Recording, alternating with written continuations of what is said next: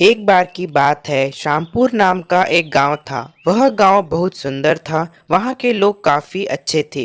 उस गांव में रामू और प्रेमा नाम के पति पत्नी रहा करते थे। वे दोनों काफी मेहनती थे।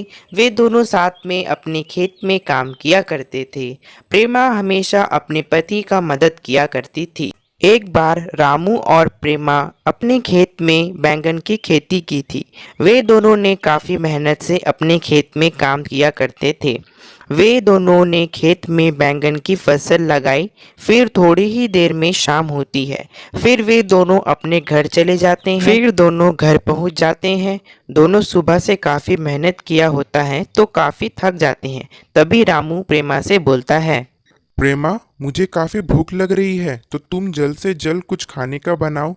जी हाँ, मैं अभी भोजन बनाती हूँ। तब तक आप थोड़ा आराम कर लीजिए। फिर प्रेमा भोजन बनाने में जुट जाती है और जल्द से जल्द दोनों के लिए भोजन बनाती है। फिर वह रामू को बुलाकर उसे खाना देती है। तभी रामू प्रेमा से बोलता है। आज तो खेत में काम करते करते काफी थकान हो गया है। कल मैं जितने बैंगन के फसल उगे हैं उसे लेकर बाजार में बेच आऊंगा। फिर वे दोनों खाना खाने के बाद सो जाते हैं और फिर अगली सुबह रामू बैंगन लेकर बाजार चला जाता है। बैंगन काफ़ी अच्छे होते हैं तो सारे बैंगन बिक जाते हैं। फिर रामू घर वापस आ जाता है। उसे घर आते आते शाम हो जाती है। वह घर आता है तो देखता है कि उसकी पत्नी प्रेमा बेहोश होकर जमीन पर पड़ी होती है। यह देख रामू डर जाता है और उसे तुरंत उठाकर बिस्तर पर लेटा देता है। फिर थोड़ी ही देर के बाद उसे होश आता है। तभी रामू प्रेमा से पूछता है। अरे, तुम्हें क्या हुआ था? तुम अचानक बेहोश होकर जमीन पर गिरी हुई थी। मुझे नहीं पता मैं कैसे में बेहोश हो गई थी। मुझे थोड़ी थकान और कमजोरी सी महसूस हो रही है। फिर कुछ दिनों तक रामू घर पर ही रहने लगता है और काम पर नहीं जाता है। ऐसे ही फिर कुछ दिनों के बाद प्रेमा की तबीयत ज़्यादा खराब हो जाती है। फिर वह बिस्तर से नहीं उठ पाती है। फिर कुछ दिनों के बाद बेचारी की मृत्यु हो जाती है। यह देख रामू बहुत रोता है और आसपास के लोग भी आते हैं। उन्हें भी बहुत दुख होता है। रामू बहुत दुखी हो जाता है और अकेला पड़ जाता है। इन सब चिंताओं के कारण वह अपने खेत पर भी नहीं जाता है और फसल भी नहीं लगा पाता है। वह अपनी पत्नी के याद में घर पर ही रहने लगता है। मगर प्रेमा हमेशा अपने पति की मदद किया करती थी तो उसकी आत्मा अब चुड़ैल बन जाती है और वह वहीं रामू के साथ रहने लगती है। मगर रामू को यह सब महसूस नहीं होता है।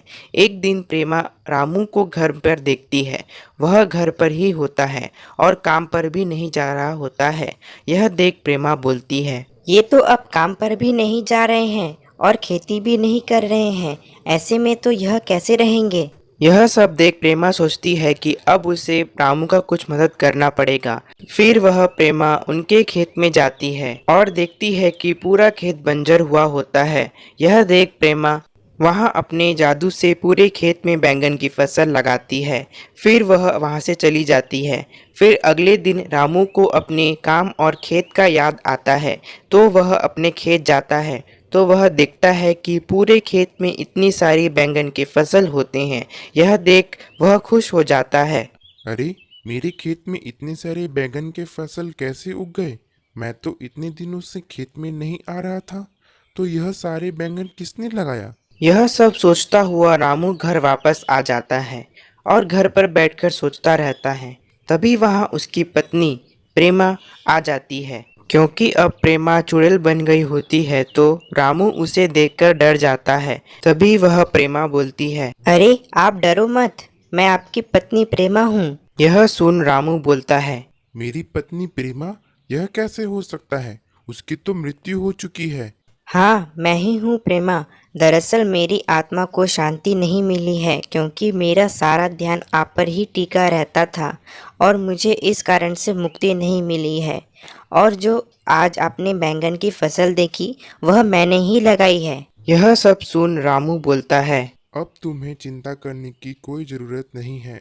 मैं अब अपने खेत में काम कर सकता हूँ और मैं तुम्हें इस तरह नहीं देख सकता। मुझे यह देखकर बहुत दुख होगा, इसलिए तुम अब यहाँ से जा सकती हो। अच्छा ठीक है, अब आपकी यही इच्छा है तो मैं यहाँ से अब चली जाऊँगी।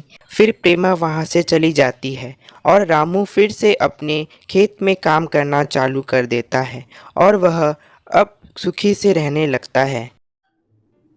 आपको हमारी यह कहानी कैसी लगी कमेंट कर ज़रूर बताएं और ऐसी ही मज़ेदार कहानी देखने के लिए हमारे YouTube channel dream Hindi Toons को सब्सक्राइब करें, लाइक करें और शेयर करें। मिलते हैं आपको अगली कहानी के साथ, तब तक के लिए धन्यवाद।